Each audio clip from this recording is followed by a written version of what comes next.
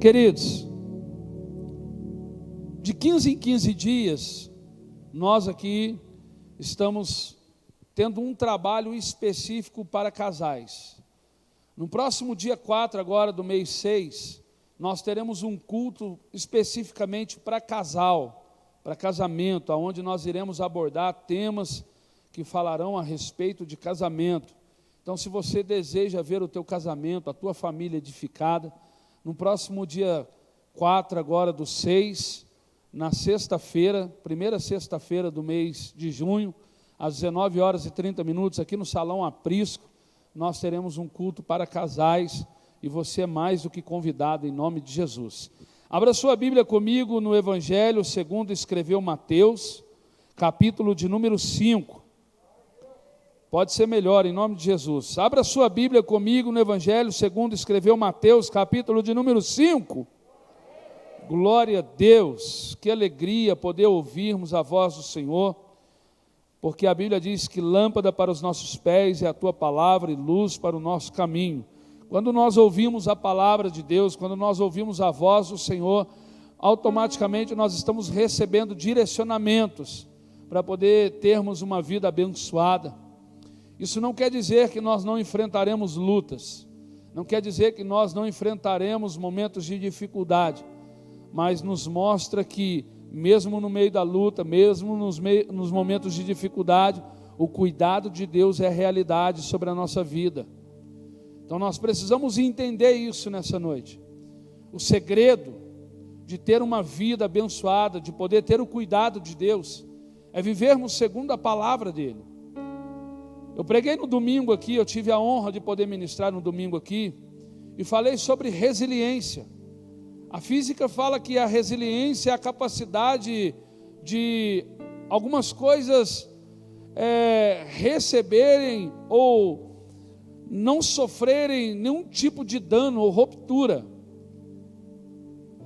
No nosso contexto cristão, a resiliência é a capacidade de eu poder saber lidar com os problemas, com as adversidades, com as lutas, com as percas. É eu saber viver esse momento, porque é uma realidade na minha e na sua vida. Nós somos seres humanos. Quando Adão falhou no jardim do Éden, quando ele pecou, automaticamente nós herdamos a natureza do pecado. E com isso, a matéria, ela se tornou corrupta. Mas há uma promessa de Deus para mim e para você, dizendo que quando Ele voltar para buscar a sua igreja, aquilo que é corrupto se transformará na incorruptibilidade. Mas enquanto isso não acontece, nós precisamos saber lidar com as nossas emoções, precisamos saber lidar com as percas, com os problemas, com as adversidades. Nós precisamos saber lidar com tudo isso, porque as percas, os problemas, as adversidades mexem com as nossas emoções, mexem com o nosso sentimento. E se nós não soubermos lidar com essas situações, nós pulamos do barco, nós abandonamos o barco. E não é esse o desejo de Deus para a nossa vida.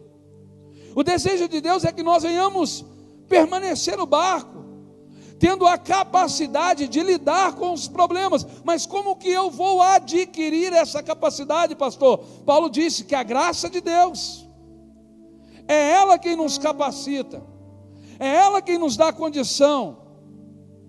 Ou seja, se você está aqui nessa noite, é porque você entende que quando você vem adorar a Deus, a graça dele te alcança.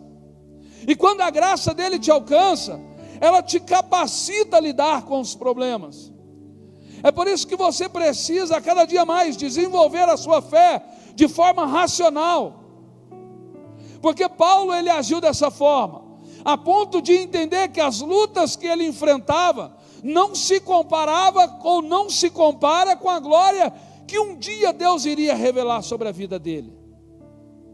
Tudo que eu e você enfrentamos nesse mundo, por mais doloroso que seja aos nossos olhos, por mais difícil que seja aos nossos olhos, por mais dificuldade, não se compara com o que Deus tem reservado para nós. É por isso que o próprio Paulo diz que aquilo que os meus e os seus olhos não viram, os meus e os seus ouvidos não ouviram, e o meu e o seu coração não sentiu, é as coisas que Deus tem preparado para aqueles que o amam.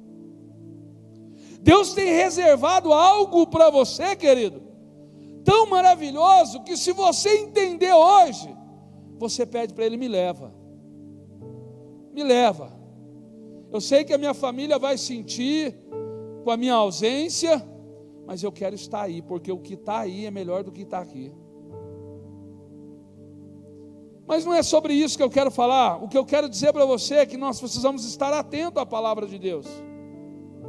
Porque amanhã, na quinta-feira, você está pregando, eu estou pregando aqui, nós estamos cultuando ao Senhor aqui, o renovo vem sobre a nossa vida, mas amanhã você está lá sozinho. O desafio vem, a luta vem, a realidade vem, bate na porta do teu coração. Eu talvez não consiga estar com você naquele momento, mas o Espírito Santo, ele vai estar com você. E é por isso que a Bíblia diz que nós precisamos trazer na memória aquilo que nos dá esperança. E quando você ouve a palavra, e quando a luta vem, você traz na memória: poxa, mas ontem eu ouvi que eu preciso ser resiliente, que eu não posso desistir, que eu preciso ter a capacidade de saber lidar com os problemas, eu não posso pular do barco, está difícil, mas eu vou continuar. Aí o poder de Deus se manifesta sobre a nossa vida, aí Ele começa a operar, o milagre começa a acontecer, sem você menos esperar, porque foi isso que aconteceu com Paulo e Silas na prisão. Quando eles adoravam ao Senhor, mesmo sem motivo, a Bíblia diz que de repente as cadeias caíram por terra. Amém, queridos? Em Mateus capítulo de número 5, ele vai escrever algo tão precioso. Ele vai dizer assim, ó: vendo Jesus as multidões, subiu ao monte, e como se assentasse, aproximaram-se os seus discípulos, e ele passou a ensiná-los dizendo. É interessante que quando Jesus está subindo ao monte, ele percebe que não somente os discípulos estão indo atrás dele, mas também a multidão, porque reconhece que ele tem palavra de vida eterna. E a Bíblia diz que ele se assenta, porque era costume dos rabinos, dos mestres, se assentarem para poder ensinar. Era a cultura daquela época, dos rabinos agirem dessa forma. E a Bíblia diz que ele, se assentando, ele passou a ensiná-los dizendo: bem-aventurado os pobres, ou outras traduções dizem, os humildes de espírito, porque deles é o reino dos céus. Bem-aventurados os que choram, porque serão consolados.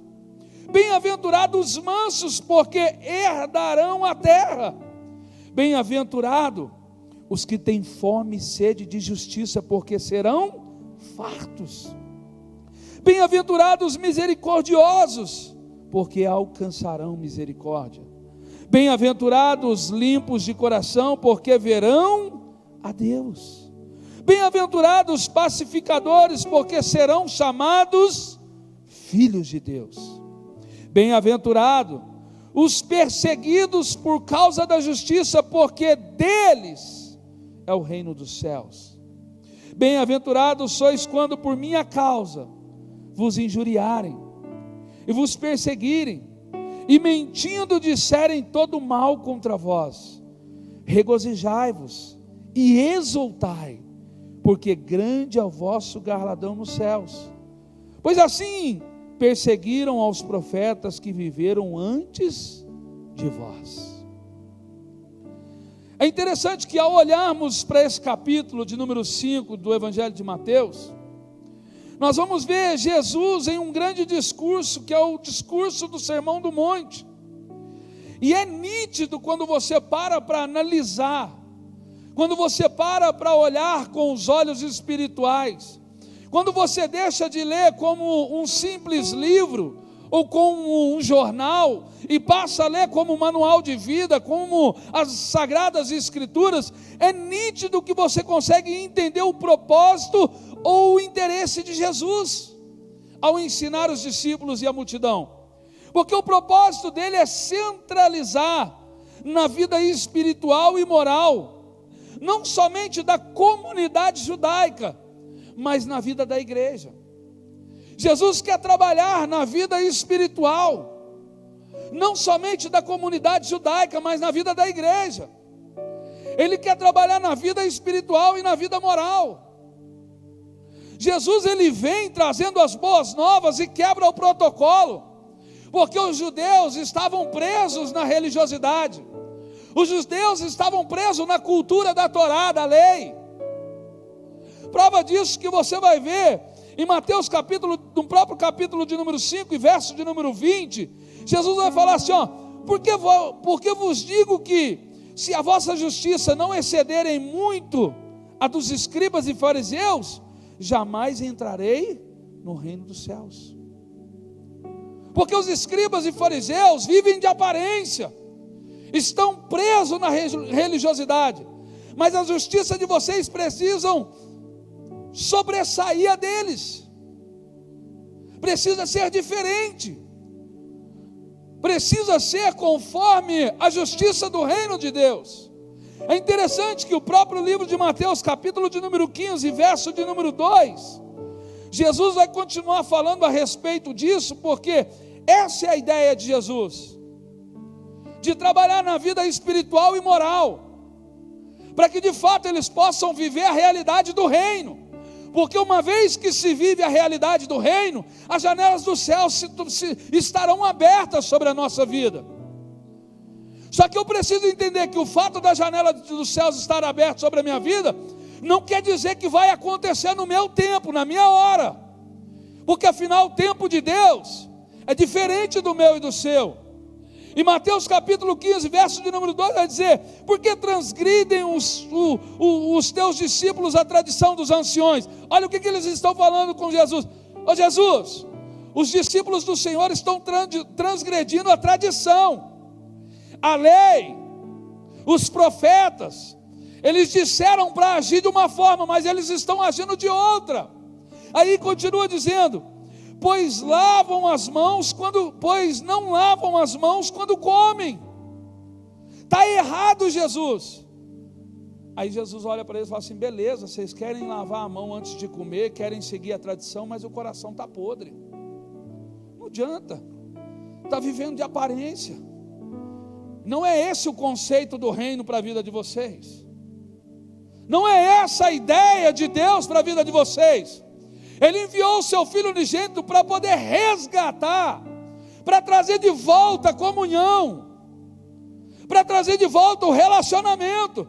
Mas para que venha a haver o relacionamento, eu preciso sair da bolha da religiosidade, eu tenho que sair da cultura, eu tenho que sair da tradição, e tenho que viver segundo a palavra de Deus. Olha para você ver o que diz Mateus 23, 1. Olha só o que ele diz. Então falou Jesus às multidões e aos seus discípulos. Na cadeira de Moisés se assentaram os escribas e fariseus. Fazei e guardai, pois, tudo quanto ele vos disserem. Ele está dizendo: olha, na cadeira de Moisés sentaram grandes homens, e de fato vocês têm que fazer tudo aquilo que eles disseram, mas olha o que ele continua dizendo: porém não imiteis as suas obras, porque dizem e não fazem. E quando Jesus vem trazer o sermão do monte, é justamente isso.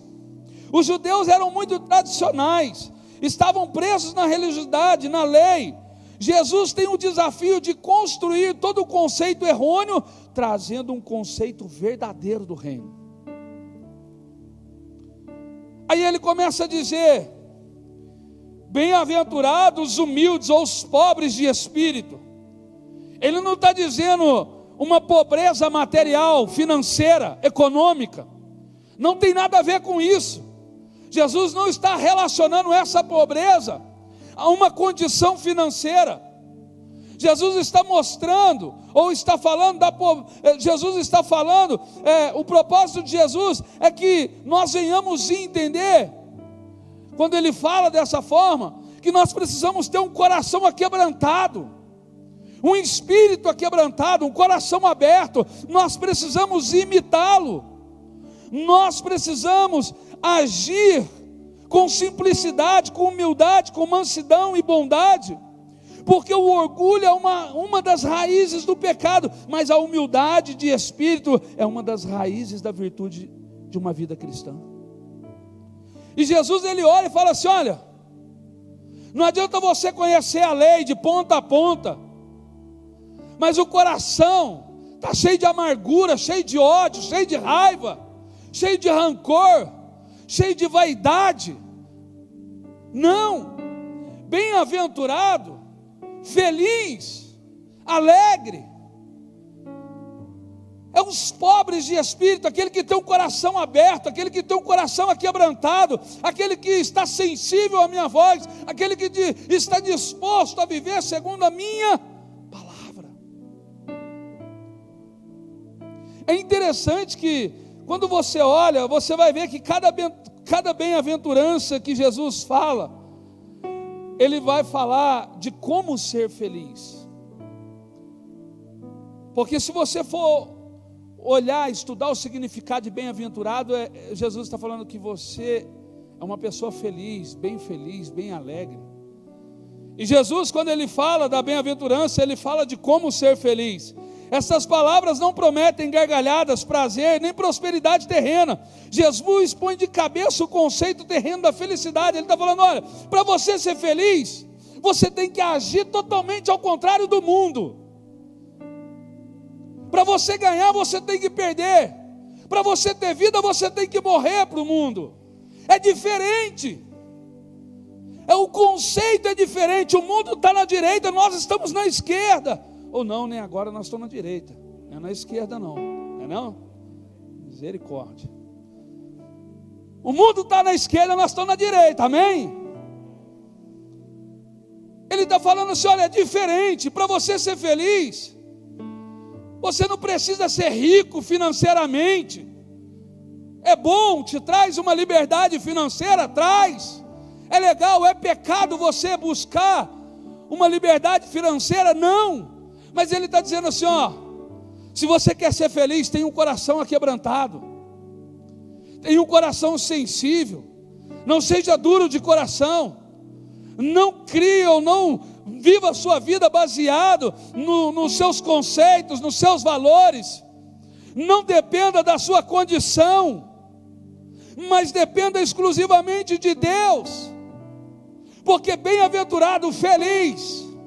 Se você quer ser feliz, seja pobre de espírito, tenha um coração aquebrantado, tenha um espírito aquebrantado. Porque a Bíblia diz que o Senhor procura os verdadeiros adoradores que o adorem em espírito e em verdade. Essa é a ideia de Jesus para mim e para a sua vida. Porque às vezes você fica olhando falando: poxa, Senhor, eu dizimo, eu oferto, eu oro, eu leio a Bíblia, mas parece que a minha vida é de contínua luta, dificuldade. Parece que as coisas vão de mal a pior. Mas Jesus está falando: olha, tira um pouco os seus olhos daquilo que você deseja conquistar e coloque agora os seus olhos no reino. Porque quando você coloca os olhos no reino, você vai ver que não precisa de muito para ser feliz. Porque é possível ser feliz no meio da luta. Porque a Bíblia diz que aos seus amados Ele dá enquanto dorme. A Bíblia diz que em paz eu me deito e durmo. Por quê? Porque só Ele me faz habitar em segurança. Eu preciso compreender essa realidade, porque o verso de número 4, ele vai olhar e vai dizer: bem-aventurados que choram, porque serão consolados. De repente você está olhando e falando assim: poxa, Senhor, mas eu tenho um coração aquebrantado, mas eu não aguento mais. Não aguento porque é tanta luta, tanta dificuldade. Mas Ele está dizendo: ei, é aí que mora a felicidade. Porque bem-aventurado, feliz é aquele que chora. Feliz é aquele que chora. O que Jesus está falando, meu irmão? Aqui novamente é sobre o exercício espiritual, não é da tristeza pessoal devido à perca pessoal. Ele faz um paralelo à tristeza devido ao pecado. Poxa, Senhor, eu abro mão de tanta coisa. Eu abro mão de 10 minutos num site pornográfico. Eu abro mão de falar mal do meu irmão. Eu abro mão de roubar. Eu abro mão de adulterar. Eu abro mão de tanta coisa. Eu sou fiel ao Senhor, mas as coisas estão tão difíceis. Ele está falando, é aí que mora a felicidade. É aí que é o segredo da felicidade. Ei, se você está chorando por abrir mão do pecado, entenda, a felicidade encontra aí, porque um dia Ele vai te recompensar. Ele vai enxugar dos seus olhos toda lágrima. Você vai poder olhar e dizer, Senhor, valeu a pena cada lágrima que eu derramei, valeu a pena cada luta que eu passei, valeu a pena tudo que eu vivi e permaneci fiel, porque hoje eu me encontro com o Senhor num paraíso. Você entende que a filosofia do reino é diferente? Você começa a entender agora por que Jesus ele vem e quebra o paradigma, quebra o protocolo.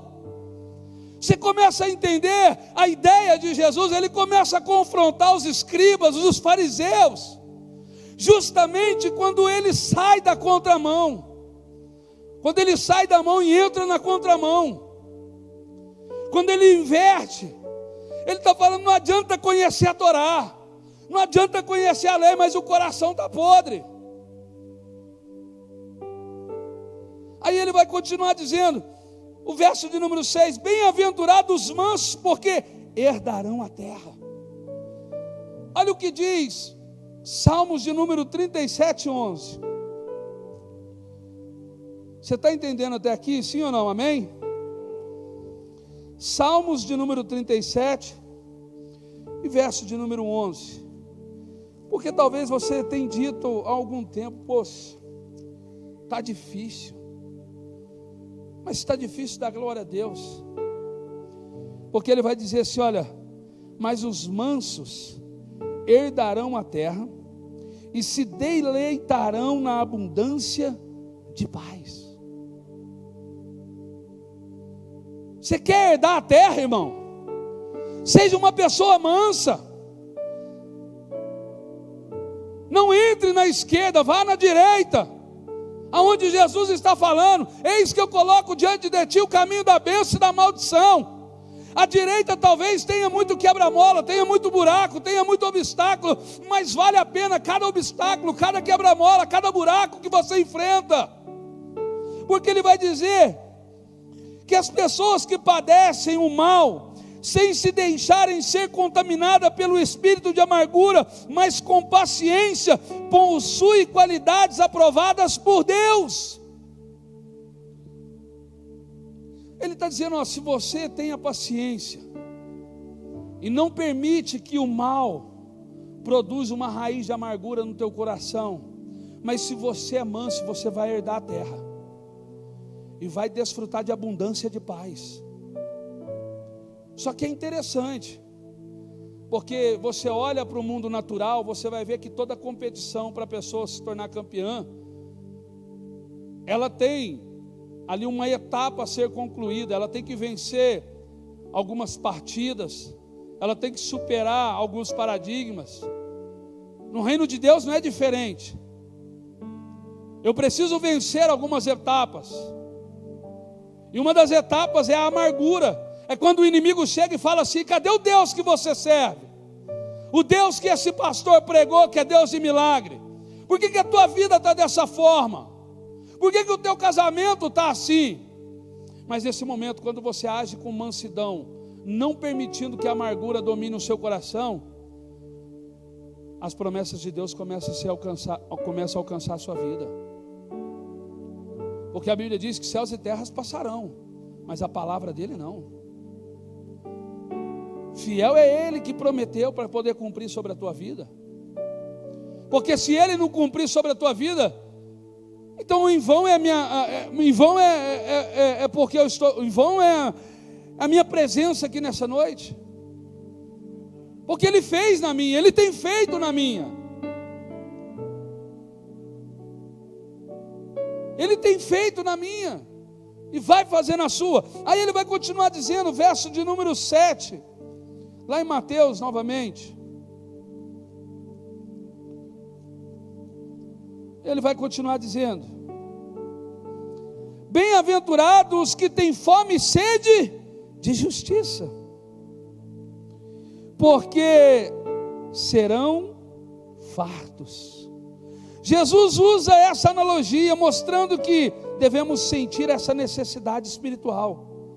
Jesus mostra que precisamos de tal desejo e educação em relação às coisas espirituais, assim como com as coisas físicas. Olha o paralelo que Jesus usa. Aquele que tem fome e sede de justiça será farto.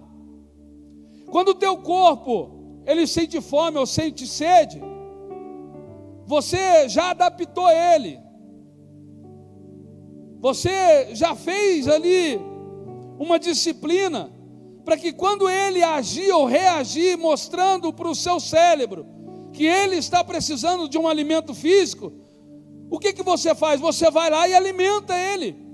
E Jesus está falando, olha, quando você estiver passando por luta, quando você estiver passando por dificuldade, quando você estiver passando por problema, alimenta o teu espírito, vai orar, vai jejuar, ao invés de reclamar, ao invés de questionar, coloca a boca no pé, vai ouvir um louvor, busca um aconselhamento pastoral, mas não dá ouvido ao mundo não, querido, porque bem-aventurados que têm fome e sede de justiça, porque eles serão fartos.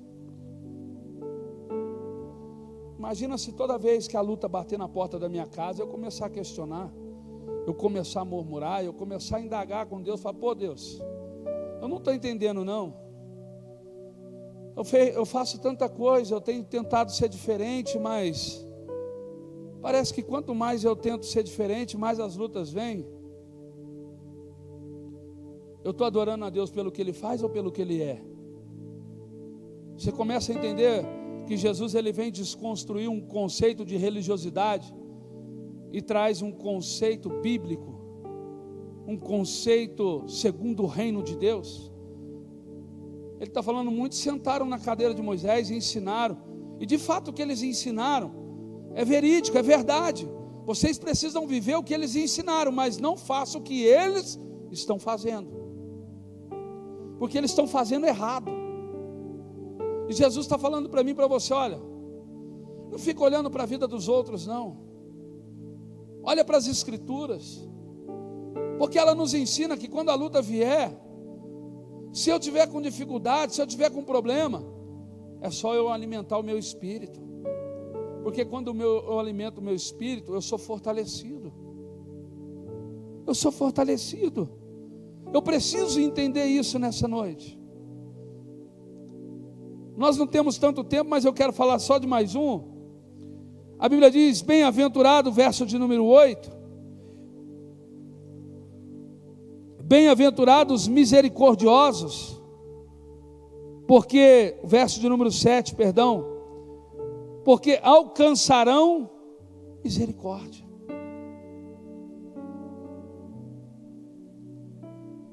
Jesus está ensinando para mim e para você o conceito do reino. Se quisermos alcançar as promessas, se quisermos fazer das promessas de Deus uma realidade, nós precisamos viver segundo aquilo que Ele está nos ensinando aqui nessa noite. A Bíblia diz que Ele não nos dá uma tentação da qual não podemos suportar. Jesus nunca vai pedir algo para mim e para você que não somos capazes de fazer. E Ele está falando para mim e para você, você é capaz de ter um coração aquebrantado. Você é, quando você tirar os olhos das coisas materiais e colocar os olhos no meu reino, quando você tirar os olhos daquilo que corrói e colocar os olhos naquilo que é eterno, você é capaz de poder ser consolado e ter alegria no meio da dificuldade, no meio do problema, no meio da luta, porque quem te proporciona é Deus, não é o homem. Você é capaz de poder ser manso, não permitindo que a amargura domine o seu coração nos momentos difíceis, mas ter paciência para que Deus possa abrir as portas quando for necessário. Você é capaz de poder ser alimentado, mesmo estando no deserto. Aí ele olha para mim e para você e diz assim: agora bem-aventurado é os misericordiosos, porque eles alcançarão misericórdia. O que Jesus está falando? Ele está mostrando que o crente é alvo de misericórdia. Nós somos alvo da misericórdia. Se nós estamos aqui é porque a misericórdia nos alcançou. Mas ele está dizendo que você também precisa ser misericordioso, porque tem muito querendo agir com justiça própria. Aí ele vai dizer que eu e você precisamos da misericórdia divina, e eu e você temos por obrigação exercer essa qualidade de misericórdia. Olha o que a Bíblia diz em Salmos de número 18 e verso de número 25. Não adianta você querer achar que você é dono da verdade. Há momentos que eu preciso dar a minha face. Há momentos que eu vou precisar descer do degrau. Há momentos da minha vida que, para eu poder mostrar que o próximo errou, eu vou ter que pedir perdão, eu vou ter que reconhecer, eu vou ter que pedir desculpa, para que lá na frente ele fale: poxa, eu errei, e mesmo eu errando, ele me pediu desculpa. Salmos de número 18, verso de número 25, a Bíblia diz assim, olha, 18, verso de número 25: para com o benigno, para com o misericordioso, misericórdia te mostra, com o íntegro, também íntegro. Olha o que Deus está falando: para com o misericordioso, eu também serei misericordioso. Mas aquele que se acha justo demais, a balança vai medir ele no mesmo peso que ele se mede. Então eu e você precisamos entender a cultura do reino, porque Colossenses capítulo de número 3 e verso de número 13, nós já estamos terminando, vai dizer assim, olha: suportai-vos uns aos outros, perdoai-vos mutuamente, caso alguém tenha motivo de queixa contra outro. Assim como o Senhor vos perdoou, assim também vós perdoai. O que é misericórdia? Misericórdia é Deus me dar a capacidade ou a graça de não receber aquilo que de fato eu mereço receber. Quando eu sou misericordioso, mesmo às vezes estando certo, eu falo assim: irmão, eu estou certo, mas eu te perdoo. A Bíblia diz que no tempo oportuno Ele também nos perdoará. Efésios capítulo de número 4 e verso de número 32, ele vai dizer: antes, sede uns para com os outros benignos, compassivos, perdoando-vos uns aos outros, como também Deus em Cristo nos perdoou. É por isso que Jesus vem quebrando todo o protocolo, desconstruindo todo o conceito de religiosidade, para construir um conceito segundo o conceito do reino, dizendo: olha, vocês precisam ser diferentes. Quer alcançar misericórdia? Seja misericordioso. Quer ser alimentado espiritualmente? Busque. Assim, quando o teu corpo físico está padecendo de fome, você mata, satisfaz ele, satisfaça o teu espírito também. Quer ver as promessas se tornando realidade?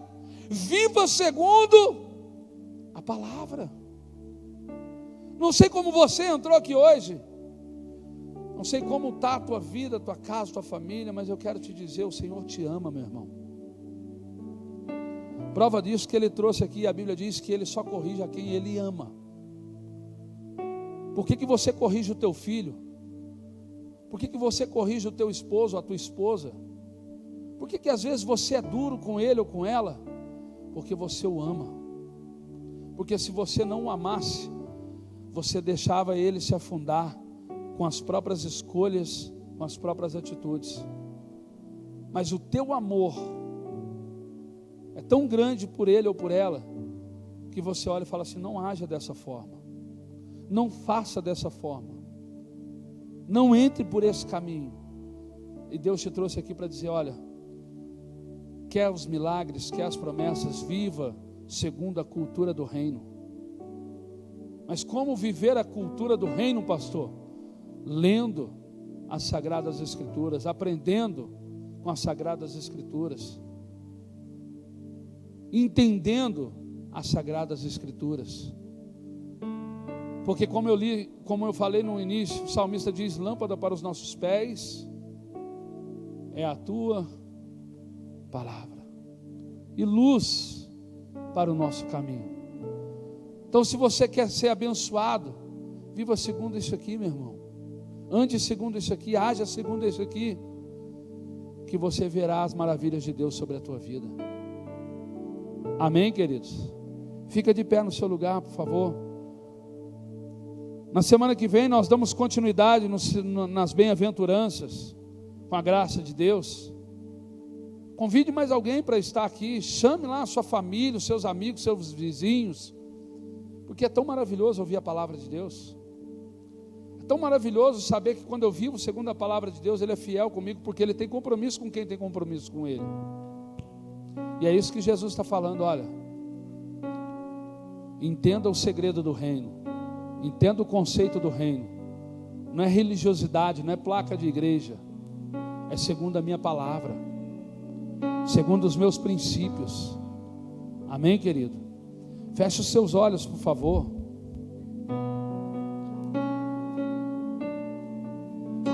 Examine.